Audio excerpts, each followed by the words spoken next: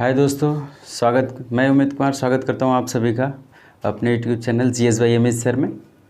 तो आज हम लोग स्टार्ट करने जा रहे हैं यूपी टेट 2023 की परीक्षा के लिए। ठीक है, क्लासेस आज से जारी रहेगी सभी क्लासेस, और ये सभी फ्री क्लासेस होगी आप लोग के लिए। ठीक है, जो भी मेरे भाई बहन दोस्त पेड बैच लेकर नहीं पढ़ पा रहे हैं, ठीक है, या किसी कारण कोचिंग नहीं कर पा रहे हैं, तो उनके लिए बहुत ही क्या होगा, बेनिफिशियल ये क्लासें होगी। ठीक है, तो आप लोग क्या करिए, साथ साथ में पढ़िए और नोट्स भी बनाते चलिए। जब तक आयोग का गठन नहीं हुआ है, अभी बहुत देरी चल रही है, तब तक क्या करिए आप लोग पढ़ते जाइए, क्योंकि देरी करने से कोई फ़ायदा है नहीं। लगे है ना कुछ, मतलब बच्चों के दिमाग में ये बना है, दोस्तों के दिमाग में ये बना है कि मतलब कि जब तक आयोग नहीं बना तब तक क्यों पढ़े, क्या करें। हाँ, इधर उधर की बातें, मतलब कुछ लोग जो लोग लगना है तो लग चुके हैं। ठीक है, समय से लग चुके, अपनी कर रहे हैं तैयारी। भाई वो तो गवर्नमेंट का काम है, वो तो करेंगे ही करेंगे ना, आज नहीं तो कल करेंगे। आप अपना कार्य तो करिए ईमानदारी से। ठीक है, तो आप लोग जो है कि यूपी टेट में लग जाइए और जल्दी आएगा आप लोग को देखने को मिलेगा। या तो फिर ये तो अप्रैल चल ही रहा है, तो अप्रैल या मई फर्स्ट सप्ताह तक हो सकता है तो मिलने को दिख सा है। ठीक है, तो जल्दी हो सकता है कुछ हो, या ये तो आप लोग दिमाग से निकाल दीजिए कि नहीं होगा या कुछ, ऐसा कुछ नहीं है, होगा और बहुत जल्द। उसके बाद ही सुपर टेट होगा दोस्तों। क्या होगा, उसके बाद ही सुपर टेट होगा, और इस बात को ध्यान में रखते हुए आप लोग पढ़ाई स्टार्ट कर दीजिए। ठीक है, देरी करने में कोई फ़ायदा नहीं है। ठीक है, और साथ साथ में इससे पहले हम सुपर टेट वालों के लिए क्या हिंदी साहित्य का इतिहास क्लास ले रहे हैं। ठीक है, उसको भी अगर जो पढ़ना चाह रहा है यूपी टेट वाला दोस्त तो पढ़ सकता है, क्योंकि भाई टेट के बाद तो सुपर टेट में बैठना ही है, बैठना है उसे।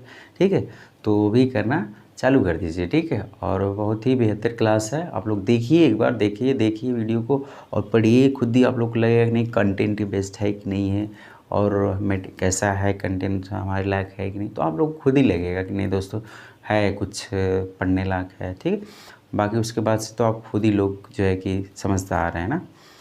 तो हम लोग जो है कि हिंदी की क्लास स्टार्ट करने जा रहे हैं, और हिंदी में हम लोग सिलेबस वाइज चलेंगे। क्या सिलेबस वाइज दोस्तों चलेंगे, थोड़ा भी इधर उधर की बातें नहीं करेंगे और नहीं इधर उधर की पढ़ेंगे चीज़ें। ठीक है, जो है सिलेबस में उसी के हिसाब से। ठीक है, यूपी टेट के हिंदी वाले सिलेबस की बात कर रहा हूँ मैं। ठीक है, इसके बाद से हम लोग बाल विकास भी देखेंगे, पर्यावरण भी देखेंगे, और सारी क्लासेस आप लोग को मिलेगी। ठीक है, ये एकदम मत रखिएगा दिमाग में कि नहीं होगा, नहीं होगा, सब क्लास होगा। ठीक है दोस्तों, और चलिए, तो बस आप लोग प्यार बनाइए अपने दोस्त पे। ठीक है, आप लोग का सहयोग चाहिए दोस्तों, जितना हो सके क्या करिए, वीडियो को लाइक करिए, शेयर करिए और सब्सक्राइब करिए। ठीक है, तो आज हम लोग हिंदी का स्टार्ट करने क्या जा रहे हैं, वर्णमाला वाला चैप्टर। ठीक है, क्या वर्णमाला, पहला चैप्टर वर्णमाला ही है। ठीक, इससे क्वेश्चन बन चुका है दोस्तों। ठीक है, इससे क्वेश्चन बन चुका है और बहुत पूछता है। आप लोग प्रीवियस ईयर उठा के देखिए ना, खुद ही आप लोग को आइडिया लग जाएगा कि हाँ कितना इंपॉर्टेंट चैप्टर है वर्णमाला। और क्या करिए आप लोग, पहले तो जो भी मेरा दोस्त तैयारी में लगा हुआ है तो प्रीवियस ईयर्स ले ले और सेट को पूरा कर ले अच्छे से, क्योंकि बहुत ज़रूरी है। प्रीवियस ईयर बहुत मोस्ट ज़रूरी है। ठीक है, उससे आइडिया आप लोग को लग जाएगा कि हमें क्या पढ़ना है, क्या नहीं पढ़ना। ये मत रखिए कि आयोग बनेगा तो कुछ नया बदलाव करेगा। अरे क्या बदलाव करेगा दोस्तों, हिंदी तो वही नहीं रहेगी, इंग्लिश तो वही नहीं रहेगा, मैथ तो वही नहीं रहेगा। ये थोड़ी है कि आयोग बनते ही पूरा का पूरा वो हिंदी की जगह इतिहास ला देंगे, ऐसा तो कुछ नहीं ना है, वही रहेगा, बस लेवल अप डाउन हो सकता है ना।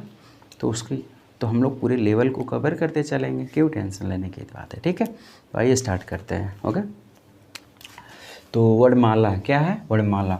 अब प्रश्न बनता है दोस्तों कि वर्णमाला कहते किसे हैं, तो वर्डों की क्या माला, वर्डों की माला लग ही रहा है, देखिए को अब वर्णमाला, वर्णमाला देखिए, इसका विच्छेद करेंगे तो वर्णमाला हो जाएगा। ठीक है, तो परिभाषा अगर देखेंगे वर्णमाला का, तो वर्डों के क्रमबद्ध और व्यवस्थित समूह को क्या कहते हैं, वर्डों के क्रमबद्ध और व्यवस्थित समूह क्या कहते हैं दोस्तों, वर्णमाला कहते हैं। क्या कहते हैं, व्यवस्थित समूह क्या कहते हैं, वर्णमाला, वर्डों के क्रमबद्ध और व्यवस्थित समूह को वर्णमाला कहते हैं।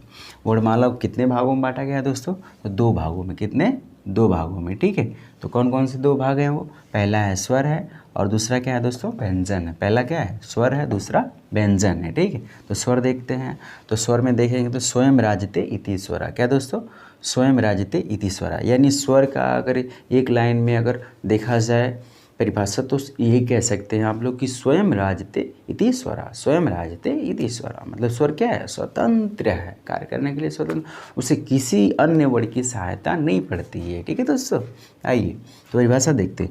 वे वर्ण आप लोग साथ साथ में नोट्स बनाते चलिए, ठीक है, बहुत ही फायदेमंद होगा। और एक एक चीज़ें मैं बताऊँगा, सब कुछ भी नहीं छूटेगा दोस्तों, मेरी गारंटी है। आप लोग पढ़िए मन से। वे वर्ण जो उच्चारण में किसी दूसरे वर्ण की सहायता नहीं लेते, देखिए वे वर्ण जो उच्चारण में किसी दूसरे वर्ण की सहायता नहीं लेते हैं उन्हें क्या कहते हैं, स्वर कहते हैं। क्या कहते हैं, स्वर कहते हैं। ठीक है, याद रखिएगा परिभाषा तो प्रश्न बनता ही नहीं है। ठीक है, बस आप लोग की जानकारी के लिए मैं बता दे रहा हूँ। ठीक है, जानते रहिए। स्वर की संख्या कितनी, ये प्रश्न बना हुआ है कि हिंदी में कुल स्वरों की संख्या कितनी है दोस्तों, बहुत विवादित रहता है ना। 13 मार देते हैं बच्चे, 13 कितने, 13, लेकिन वो मत मारिएगा आप लोग।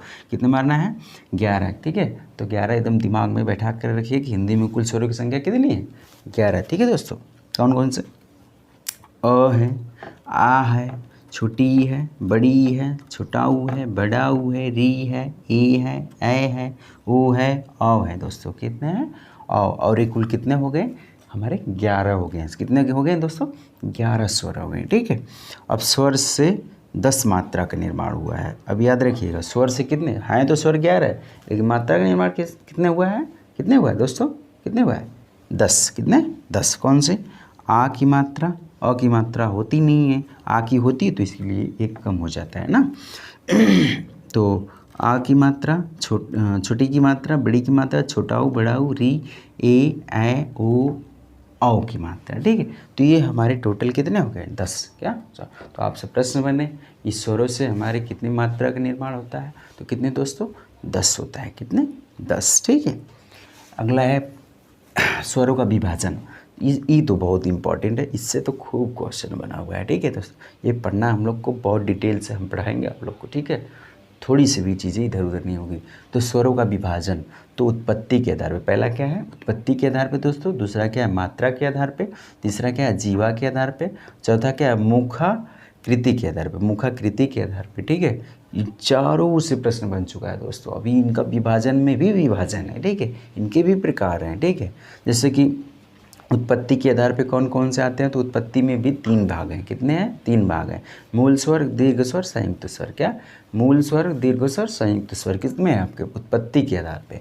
मात्रा के आधार पे आपका ह्रस्व स्वर, दीर्घ स्वर, प्लुस स्वर। क्या, ह्रस्व स्वर, दीर्घ स्वर, प्लुस स्वर। ठीक है दोस्तों, और जीवा के उच्चारण के आधार पे आपका क्या आ जाएगा, तो आपके जीवा अग्रस्वर, मध्य स्वर, पश्च स्वर। क्या, अग्रस्वर, मध्य स्वर, पश्च स्वर। ठीक, उसके बाद से मुखाकृति के आधार पे स्वर के कितने भेद हैं, तो इसके आधार पे भी भेद हैं। कितने भेद हैं, 4 भेद हैं। ठीक है, विपरीत, ईसर विपरीत, समृद्ध, ईसत समृद्ध। ठीक है, तो हम पढ़ेंगे उसको डिटेल में, आप लोग को पढ़ाएंगे।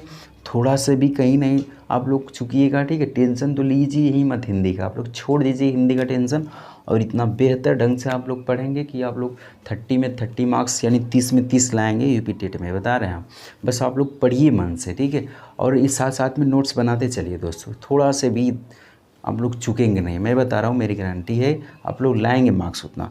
उसके बाद से देखिए, मैंने पहला लिख रखा है कि उत्पत्ति के आधार पे स्वर के भेद, तो कितने हैं आपके, मूल स्वर हैं, और आपका दीर्घ स्वर है, और क्या दोस्तों, संयुक्त स्वर। क्या है, तो उत्पत्ति के आधार पे स्वर के भेद 3 है, मूल स्वर, दीर्घ स्वर, संयुक्त स्वर। कितने हैं, मूल स्वर, दीर्घ स्वर, संयुक्त स्वर, 3 हैं। ठीक है, और इन सभी के बारे में हम डिटेल से आप लोग को पढ़ाएंगे। ठीक है, आप लोग बिल्कुल भी फिक्र मत करिएगा कि सर बीच में छोड़ देंगे, ऐसा कुछ भी नहीं है। आप लोग पढ़िएगा, बहुत अच्छे से पढ़ाएंगे हम, और थोड़ा से भी आप लोग को नहीं लगेगा कि नहीं हिंदी हमारी वीक है, अगर जिस भाई का लगता है। ठीक है, तो ऐसा दिमाग से निकाल दीजिए आप लोग। ठीक, और एकदम पढ़िए मन से आप लोग भाई दोस्तों। ठीक है, तो आगे अगली क्लास में हम लोग देखेंगे क्या, उत्पत्ति के आधार पर स्वर के भेद, मूल स्वर, दीर्घ स्वर, मूल स्वर, दीर्घ स्वर, संयुक्त स्वर। ठीक है, इन तीनों को देखेंगे दोस्तों।